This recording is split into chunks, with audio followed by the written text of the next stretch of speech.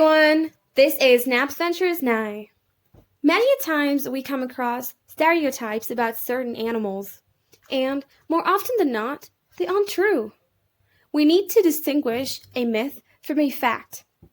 You guys had commented a few stereotypes that you had heard about the following animals: rabbits, hamsters, and guinea pigs. So, in today's video, we'll be shedding some light on them. This video is divided into 3 parts. One about rabbits, one about hamsters, and one about guinea pigs. The timestamps will be listed in the description box below, in case you want to skip to a certain part. With that said, let's get started. The first one is that rabbits should be in cages. This is not true. It's a widely held idea that just because an animal is a little smaller than your ideal dog or cat, that it would require less space, which is so not true. Yes, rabbits are smaller in size. However, they still need a lot of space to release their energy, to hop around, to relax even. So ideally, you shouldn't be putting them in cages at all. However, if you are planning to put them in like a specific area, then go for a huge playpen or something so that they have ample space to run around. The second one is, rabbits are fine alone. Now, alone could signify 2 different scenarios. First one being that you, as an individual, like a human being, do not have the time to care for and look after and just spend time with your rabbit. In this case, if you think that your schedule is super packed and you don't have the time to do it, to look after your rabbit, or any animal for that matter, then maybe you should reconsider having that animal at home, because it's not fair for that animal to be neglected, and it's really just extra work for you right now. So maybe get in the future when your schedule is a little more flexible. Now, the second case is when your rabbit is alone, as in without a companion. That means a single rabbit, basically. This is a topic where many people have a difference of opinion. Of course, if you can, then you definitely should get your rabbit a companion, because that's the best case scenario. However, let's say you just have one rabbit at the moment, or that you are going to get a rabbit and you cannot get another one. So that's when this question pops up, and some would say that it's fine, you can keep a rabbit alone as well, as long as you are giving it enough time, enough place to roam around, and taking great care of them. And some completely disagree with that. The final answer? Can't say for sure. But keep one thing in mind, that don't be discouraged or disheartened just because you have a single rabbit. You can still make sure that he or she has an amazing life, okay? Just take good care, and yeah, if you can, then do get him or her a companion. The third one is that rabbits like to have a bath. Not true. Rabbits do not like to be bathed. Rabbits are naturally clean animals, right? So they're going to groom themselves, they're going to lick themselves clean, and they do not need to be given a bath. Of course, if your vet recommends that you give them a special bath because of some ailment, then that's understandable. However, you do not need to go out of the way just to pour water on them and clean them up with some sort of rabbit-safe soap, because that can actually have adverse effects on your rabbit. Sometimes rabbits can also go into shock, and that can be fatal at times. The fourth and fifth one are combined because they both are pretty much along the same lines. So, they say, rabbits are cheap animals. They don't need much care, attention, or love. They're easy to care for and low maintenance. First of all, be it a rabbit, hamster, guinea pig, dog, cat, horse, any and every animal, right?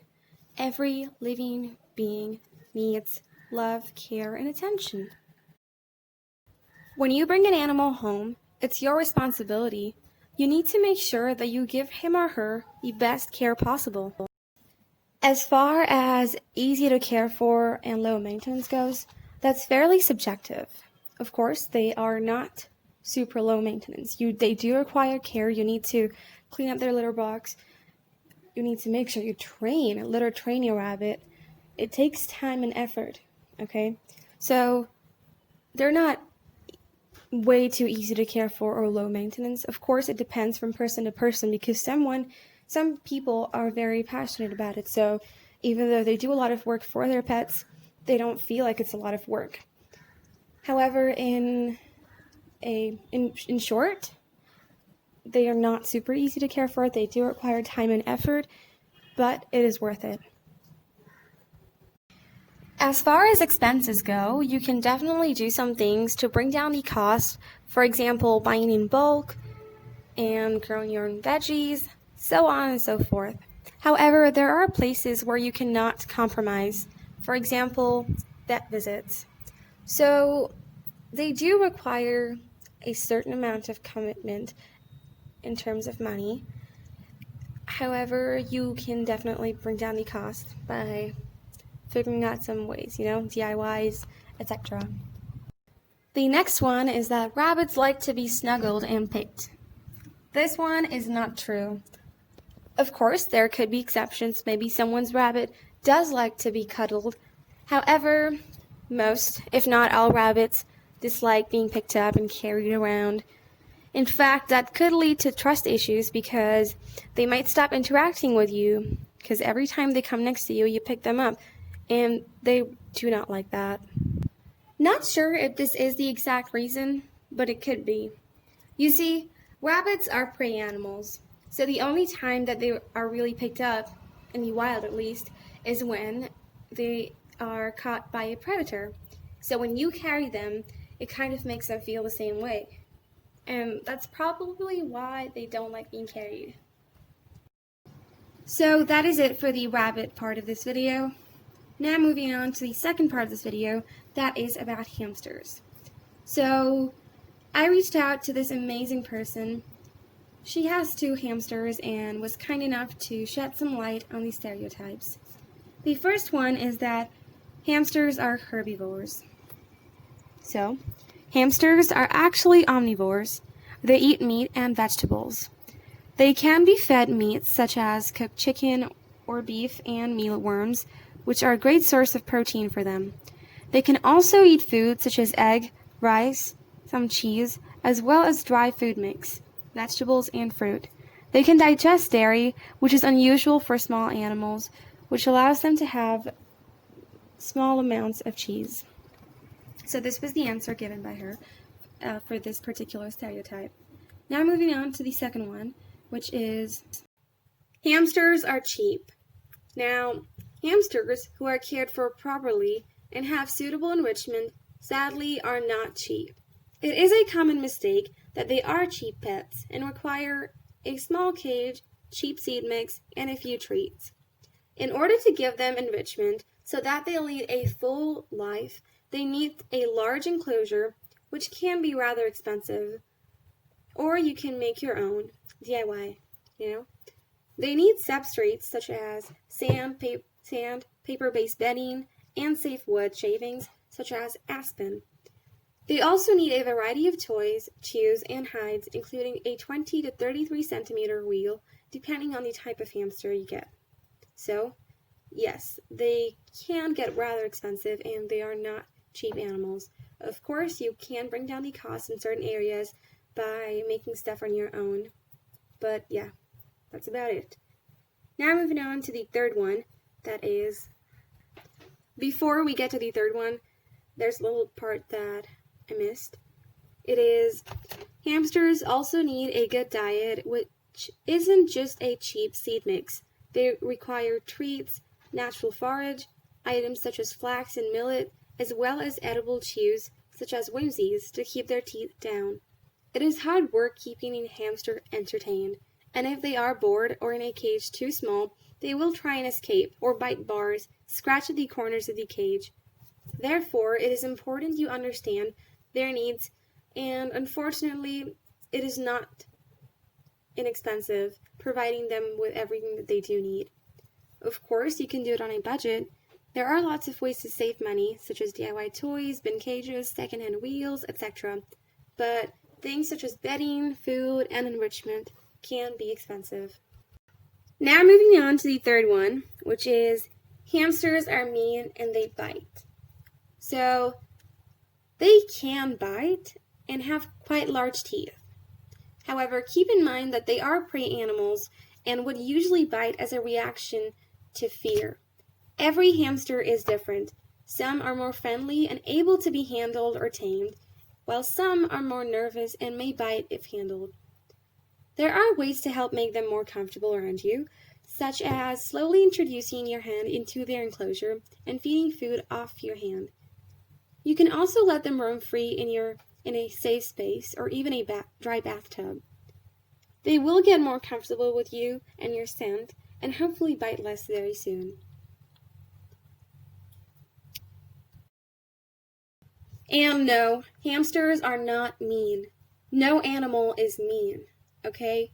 As far as why they bite goes, you see, we tend to associate biting or doing other such actions with aggression, when in reality, that animal is probably just trying to protect itself. So look at these scenarios, analyze what's happening and what led to the animal biting you. And most probably you're going to realize how the animal was just trying to save itself or reacted because it got scared. So yes and no. Animals such as hamsters are not mean, and no animals mean, actually. Moving on to the next one, which is hamsters don't need much care, attention, or love, and they're easy to care for. Now, this was kind of answered in the rabbit part as well, but here is the answer. It is actually proven that they do like affection from humans. They are solitary animals, the Syrian hamsters. Not sure, but I think dwarf hamsters can live in pairs, but ideally hamsters are known to be solitary animals. So you sadly can't mix them with other animals or hamsters, but they do like human contact. They bond with about 1 to 2 humans and like to spend time around them.